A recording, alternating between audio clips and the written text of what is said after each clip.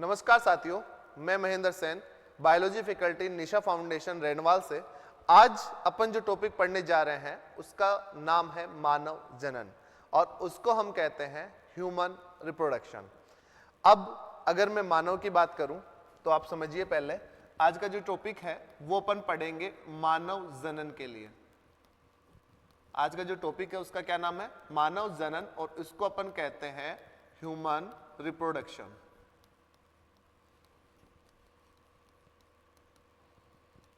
Okay, ठीक है। अब मानव जनन के लिए अगर अपन बात करें तो मानव जनन जो है वो दिखने में बिल्कुल सीधा सा सरल सा शब्द है, लेकिन ये उतनी ही एक जटिल प्रक्रिया है। ये उतनी ही जटिल प्रक्रिया कैसे है? क्योंकि मानव के अंदर अगर मैं जनन के प्रकार की बात करूं तो मानव में जो जनन का प्रकार होता है वो होता है आपका लैंगिक जनन। वो क्या होता है? लैंगिक जनन, या अपन इसको कह सकते हैं सेक्सुअल रिप्रोडक्शन। क्या कह देते हैं? Sexual reproduction. ओके बेटा, अब क्या है, सेक्सुअल रिप्रोडक्शन की जब भी बात आती है तो सेक्सुअल रिप्रोडक्शन के लिए अपन कहते हैं कि हमारे को क्या चाहिए, एक तो मेल चाहिए और एक क्या चाहिए, फीमेल चाहिए। मतलब हमारे को एक नर और एक किसकी जरूरत पड़ेगी? मादा की जरूरत पड़ेगी, क्योंकि लैंगिक जनन में एक नर और एक मादा की आवश्यकता होती है। तो सेक्सुअल रिप्रोडक्शन में मैंने आपसे कहा कि मेरे को क्या चाहिए, एक तो मेरे को मेल चाहिए और एक मेरे को क्या चाहिए बेटा, फीमेल चाहिए। अब मेल की मैं बात करूं तो ये क्या है, आपका नर है, ठीक है, और दूसरा फीमेल आपकी क्या है, मादा है। आई बात समझ में? तो मैंने कहा जनन, और जनन भी मनुष्य में या मैं कहूं मानव के अंदर किस तरीके का, लैंगिक जनन। और लैंगिक जनन के लिए हमारे को क्या चाहिए, दो प्रकार के क्या चाहिए, क्या चाहिए, दो प्रकार के, मेरे को दो प्रकार के इसमें प्राणी चाहिए, एक मेल होना चाहिए और एक क्या होना चाहिए मेरे पास में, फीमेल होना चाहिए। और लैंगिक जनन यहीं पे खत्म नहीं होता। लैंगिक जनन में केवल नर एवं मादा के होने से नहीं होता, उनमें नर युग्मक और मादा युग्मक भी बनने चाहिए। ठीक है, तो अगला जो पॉइंट है वो ये है कि नर से मेरे को क्या चाहिए बेटा, नर युग्मक चाहिए, और मेरे को मादा से क्या चाहिए, मादा से क्या चाहिए बेटा, मादा युग्मक चाहिए। और मानव मनुष्य के अंदर जब हम बात करते हैं तो नर युग्मक को अपन कहते हैं बेटा क्या, स्पर्म। क्या कहते हैं? स्पर्म। और मादा युग्मक को क्या कहते हैं बेटा, ओवम कहते हैं। ठीक है, या मैं कहूं इसको अपन क्या कहते हैं, शुक्राणु कह देते हैं, और इसको क्या कहते हैं बेटा, अंडाणु। क्लियर बात समझ में आई? भाई ह्यूमन रिप्रोडक्शन है, ह्यूमन के अंदर लैंगिक जनन पाया जाता है। लैंगिक जनन के अंदर दो प्राणियों की आवश्यकता होती है, एक मेल चाहिए और एक क्या चाहिए बेटा, फीमेल चाहिए। और मेल और फीमेल से उनके क्या चाहिए हमारे को, उनके गैमेट चाहिए, उनके युग्मक चाहिए। आई बात समझ में? तो मेल जो है या नर जो है वो नर युग्मक उत्पन्न करेगा और मादा क्या करेगी, मादा युग्मक उत्पन्न करेगी। नर युग्मक को अपन क्या बोलेंगे, स्पर्म बोलेंगे या शुक्राणु बोलेंगे, और मादा युग्मक को क्या बोलेंगे अपन, अंडाणु। तो बात यहीं पे खत्म नहीं होगी बेटा। मैंने क्या कहा, जटिल प्रक्रिया है, बहुत सारी प्रक्रिया मिलकर के क्या करती है बेटा, जनन की प्रक्रिया को कंप्लीट करती है। तो पहली जो प्रक्रिया हुई शुक्राणु और अंडाणु की, तो ये जो प्रक्रिया होगी उसको अपन कहेंगे युग्मक जनन। उसको क्या कहेंगे बेटा, युग्मक जनन कहेंगे, या मैं क्या कहूंगा, गैमेटोजेनेसिस कहूंगा। क्या कहूंगा, गैमेटोजेनेसिस।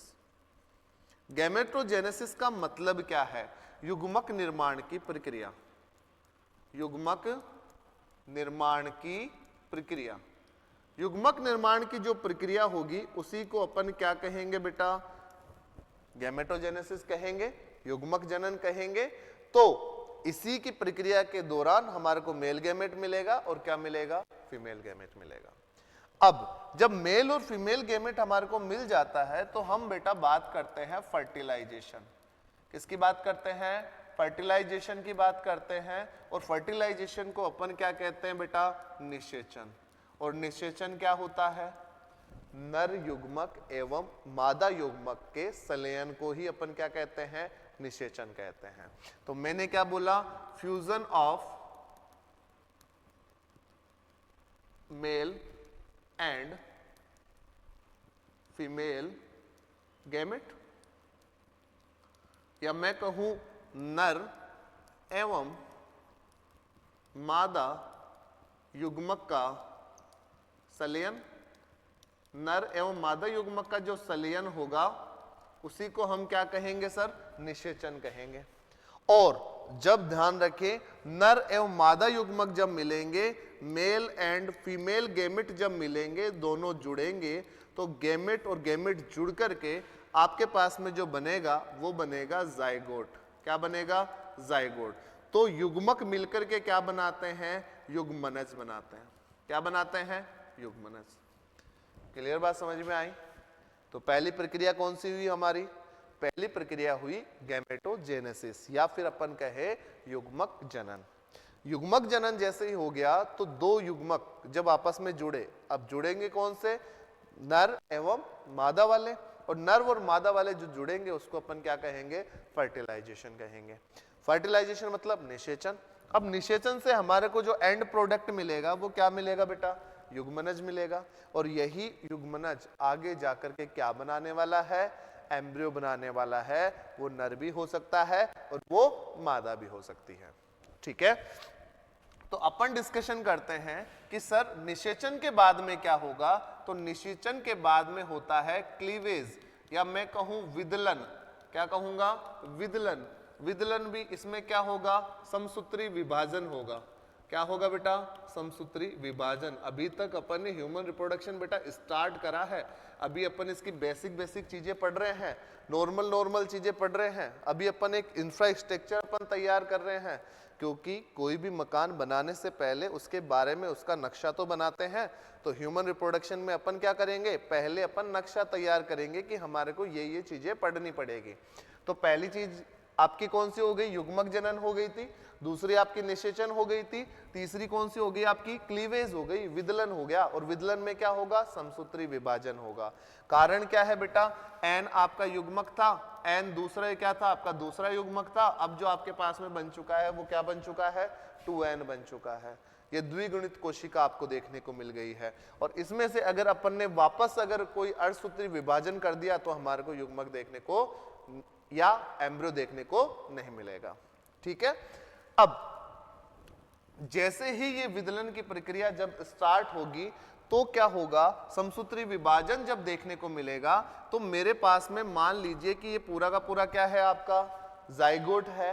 तो जाइगोट की जो आकार जो है, इसकी जो साइज है, इसके अंदर तो कोई मेरे को वृद्धि नहीं देखने को मिलेगी, लेकिन इसके अंदर ये एक से कितने भागों में डिवाइड हो जाएगी बेटा? 2 भागों में डिवाइड हो जाएगी। पहली बार जब विदलन होगा तो एक से कितने होंगे? 2। आगे जाकर के इन्हीं की संख्या जो है वो बढ़ करके कितनी हो जाएगी बेटा? 4 हो जाएगी। फिर उसके बाद में क्या होगा? फिर थोड़ा और डिवीजन होगा, फिर 4 से क्या हो जाएंगे? 8 हो जाएंगे। आई बात समझ में? 8। अब ये जो आपको ये जो गोल गोल जो दिखाई दे रहे हैं, इनमें क्या हुआ कि आपकी ये सारी के सारे क्या है? ब्लास्टोमियर है। क्या है? ब्लास्टोमियर। इसको अपन क्या कहेंगे बेटा? कोरक खंड कहेंगे। क्या कहेंगे? कोरक खंड। इसमें क्या होगा कि कोरक खंड की जो संख्या होती है बेटा, कोरक खंड की संख्या है वो तो बढ़ेगी, लेकिन क्या चीज नहीं बढ़ेगी? इसका आकार। इसका आकार क्या रहेगा? सेम जैसा पहले था वैसा का वैसा ही आपको देखने को मिलेगा। तो इस प्रकार से विदलन की प्रक्रिया स्टार्ट होती है। तो हम देखते हैं कोरक खंडों की संख्या 8 से अगर 16 हो जाए तो उसको हम कहेंगे मोरूला। उसको क्या कहते हैं बेटा? मोरूला, या उसको अपन कह देते हैं तूतक। आई बात समझ में? उसको अपन क्या कह देते हैं? तूतक अपन उसको कह देते हैं, या मोरूला अपन उसको कह देते हैं। लेकिन जब बात यहां से 32 और प्लस की जब बात आ जाती है तो उसको हम कहते हैं ब्लास्टूला। क्या कह देते हैं? ब्लास्टूला, या फिर उसको कह देते हैं ब्लास्टोसिस्ट। क्या कह देते हैं? सॉरी, उसको क्या कह देंगे? ब्लास्टोसिस्ट। यह इस युग्मनज की ऐसी अवस्था होती है जिसमें वो गर्भाशय के अंदर जाकर के क्या होने वाला है? अटैच्ड होने वाला है, जुड़ने वाला है। आई बात समझ में? तो हमने यहाँ पे विदलन पढ़ा है, विदलन के बाद में अब जो चीज आएगी वो आएगी आपकी अंतरोपण की, और अंतरोपण को अपन क्या कहते हैं बेटा? इम्प्लांटेशन कहते हैं। क्या कहते हैं? इम्प्लांटेशन। इम्प्लांटेशन का मतलब क्या हुआ कि सर जो आपने बताया था जाइगोट का आपके गर्भाशय से जुड़ जाना, गर्भाशय से जुड़ जाना ही क्या कहलाएगा? क्या कहलाएगा? आपका क्या कहलाएगा? इम्प्लांटेशन कहलाएगा। समझ में आया यहां तक? ओके। आगे क्या होगा कि जैसे ही अंतरोपण हो जाएगा, इसमें भी काफी प्रोसेस होती है जिसके बारे में अपन आगे डिटेल स्टडी करने वाले हैं। ठीक है, तो सभी बच्चे बिल्कुल ध्यान देकर के पढ़ते रहे, एक एक चीज आपको मिस नहीं करनी है। ठीक है, ओके। इम्प्लांटेशन के लिए अपन ने कह दिया। अब इम्प्लांटेशन के बाद में क्या होगा? तो मतलब फीमेल जो है, मादा जो है, वो अब गर्भवती हो चुकी है। उसने क्या धारण कर लिया है? गर्भ धारण कर लिया है। गर्भ धारण का मतलब कि अब उसके जो गर्भाशय है उसके अंदर क्या जुड़ चुका है? युग्मनज जुड़ चुका है। अब गर्भ धारण के बाद में अब जो अवधि स्टार्ट होती है उसको अपन कहते हैं गर्भावधि। क्या कहते हैं? गर्भावधि। गर्भावधि के अंदर क्या होगा कि भाई अब जो जाइगोट जो है वो अब आगे भी तो डिवीजन करता रहेगा, आगे भी तो क्या बनेगा? आगे उसमें ऑर्गन्स बनना स्टार्ट होंगे, धीरे धीरे ऑर्गन्स बनेंगे, ऑर्गन्स के बाद में सिस्टम बनेंगे, धीरे धीरे वो एक मैच्योर एक बेबी बनकर के तैयार होगा कि नहीं होगा? एक मैच्योर फिटस बनेगा कि नहीं बनेगा? एक मैच्योर भ्रूण बनेगा कि नहीं बनेगा? तो उसके लिए उसको क्या चाहिए? गर्भावधि चाहिए। और लगभग ह्यूमंस के अंदर जो गर्भावधि होती है वो कितनी होती है बेटा? 9 मंथ्स की होती है। कितनी होती है? 9 मंथ्स की। अब जब ये गर्भावधि होती है तो गर्भावधि के दौरान जब सारी चीजें हो चुकी है, बच्चे का विकास हो चुका है, वो अपन पढ़ेंगे आगे डेवलपमेंट में पढ़ेंगे, भ्रूणीय परिवर्धन के अंदर पढ़ेंगे कि 1 महीने पे क्या बनता है, 3 महीने पे क्या बनता है, 5 महीने पे क्या बनता है, 7 महीने पे क्या बनता है, 9 महीने पे क्या बनता है, सब चीजें अपन डिटेल में स्टडी करेंगे। बट अभी ये ध्यान रखें, गर्भावधि में जो समय लगता है ह्यूमन के अंदर वो कितना लगता है? आपका 9 मंथ का लगता है। क्लियर? आगे चलते हैं। आगे जब अपन ये देखेंगे कि जब गर्भावधि हो जाएगी और जब एक पूरा परिपक्व भ्रूण जब बन जाता है, क्या बन जाता है? परिपक्व भ्रूण, एक मैच्योर एम्ब्रियो जब आपका बन जाएगा तो क्या होगा? यह भ्रूण जो है वो कॉन्ट्रैक्शंस जनरेट करवाने लग जाएगा। मतलब ये कहेगा कि भाई मेरे को जल्दी से बाहर निकालो, मेरे को जल्दी से बाहर निकालो। तो गर्भ अवधि जब हो गई, बच्चा जब पूरा तैयार हो चुका है, 9 मंथ्स जब हो चुके हैं, तो बच्चे के जो बाहर आने की जो प्रक्रिया होती है गर्भ से, उसी को क्या कहा जाता है? प्रसव कहा जाता है। उसको क्या कहा जाता है? प्रसव। और अगर प्रसव नहीं समझ में आए तो अपन कह देते हैं कि क्या हो गई है? डिलीवरी हो गई है। डिलीवरी किसकी? मदर की डिलीवरी हो गई है, बच्चा बाहर आ गया है। ओके, बच्चा बाहर आने के बाद में जो चीज आती है वो आती है दुग्धपान, या मैं कहूं स्तनपान, अपन उसको कह देते हैं। और स्तनपान करवाने के लिए मदर के द्वारा फर्स्ट जो दूध है वो किसको पिलाया जाएगा? अपने संतान को पिलाया जाएगा। और संतान को जब पिलाया गया तो इसके अंदर क्या है? काफी ज्यादा विटामिन्स की जो प्रेजेंस है इसके अंदर, इसके अंदर एंटीबॉडीज पाई जाती है। और इसी दूध को अपन क्या कहते हैं बेटा? क्या कहते हैं? कोलेस्ट्रॉम कहा जाता है। क्या कहा जाता है? कोलेस्ट्रॉम, जो बच्चे को अनेक प्रकार की होने वाली जो बीमारियां होती है उनसे बचाने का काम करता है। कोई समस्या, कोई दिक्कत? सब समझ में आ रहा है? तो इसीलिए मैं आपसे कह रहा था कि जो ह्यूमन रिप्रोडक्शन है, जो मानव जनन है, वो बहुत ही एक कॉम्प्लेक्स, एक जटिल प्रक्रिया है। मानव को जनन करने के लिए बहुत सारी प्रक्रियाओं से होकर के गुजरना पड़ता है। तो वो चीजें अपन ने छोटा एक ब्रीफली एक शॉर्ट के अंदर अपन ने इसको समझने की कोशिश करी है। और अब ऐसे ही अपन एक एक टॉपिक को पर्टिकुलर लेंगे। जैसे मैंने कहा था, एक नर चाहिए, एक मादा चाहिए। तो नर एवं मादा के अंदर पहले जन्नांग होने चाहिए कि वो नर युग्मक को उत्पन्न कर सके या फिर मादा युग्मक को उत्पन्न कर सके। अब वो उत्पन्न कैसे होंगे, कौन उसको उत्पन्न करेगा, कौन उसको परिपक्व करेगा, इनके बारे में अपन डिस्कशन करेंगे। कौन सा हार्मोन्स इनको स्टिमुलेट करेगा, उनके बारे में अपन डिस्कशन करेंगे। अगर ये पर्याप्त मात्रा में अगर उत्पन्न नहीं होते हैं तो कौन कौन सी दिक्कतें अपन को देखने को मिलेगी, उनके बारे में अपन डिस्कशन करने वाले हैं। अपन ये देखने वाले हैं कि किस तरीके से नर युग्मक जो है वो किस तरीके से कौन से पथ के जरिए वो बाहर की तरफ आता है, वो अपन डिस्कशन करने वाले हैं। आई बात समझ में। और इसमें एक चीज रह गई है आपकी, वो प्रक्रिया कौन सी है कि जब आपने कहा कि इसमें क्या चाहिए, सेक्सुअल रिप्रोडक्शन होता है ह्यूमन के अंदर, तो वहां पे अपन ने कहा था, यहाँ पे अपन ने कहा था, क्या कहा था सेक्सुअल रिप्रोडक्शन में, कि हमने कहा था कि नर एवं मादा चाहिए और इनसे क्या चाहिए, शुक्राणु और अंडाणु चाहिए। और शुक्राणु को अंडाणु से मिलाने के लिए एक प्रक्रिया होती है जिसको कहा जाता है वीर्य सेचन। क्या कहा जाता है, वीर्य सेचन। वीर्य सेचन का मतलब क्या हुआ बेटा, वीर्य सेचन का सिंपल सा मीनिंग ये है कि जो फीमेल है उसके जो जन्नांग है उसमें किसको पहुंचा देना, शुक्राणु को पहुंचा देना या वीर्य को पहुंचाना, क्या कहलाता है, वीर्य सेचन कहलाता है।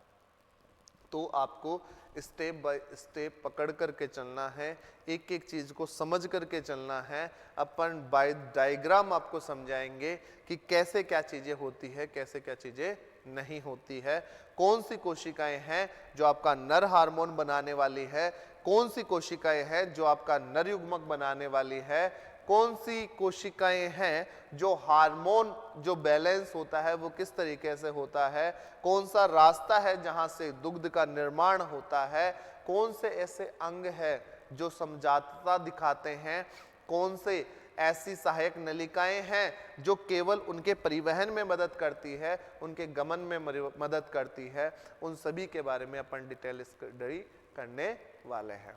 आई होप आपको बहुत अच्छे से समझ में आया होगा। और अगला जो अपन टॉपिक लेकर के आएंगे वो टॉपिक है आपका ह्यूमन रिप्रोडक्शन। तब तक के लिए धन्यवाद, थैंक यू, जय हिंद।